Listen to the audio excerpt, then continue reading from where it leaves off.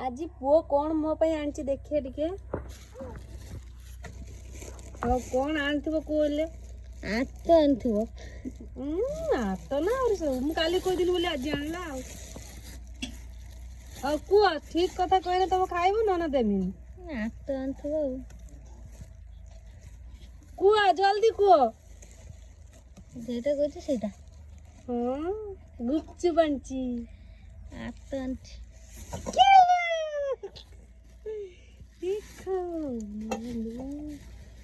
କେତେ ବଡ଼ ମୋର ଫେଭରେଟ୍ ଖାଦ୍ୟ। ମୁଁ କାଲି କୋଉ କୋଉ ବଡ଼ ପୁଅ ନେଇ ଚାଲି ଯାଇଛି।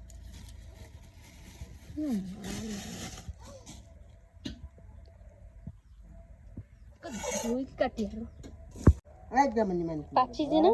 ହଁ ପାଚିଛି। ଖାଇତେ ମଜା ମାନେ ମତେ ବଢିଆ ଲାଗେ ଏଗୁଡା ଖାଇତେ। ପଚିଛି ନା କଣ? ନା ପଚିବ ତମେ ଏଇଗୁଡା ଦେଖାଉଛି ପଚିବ।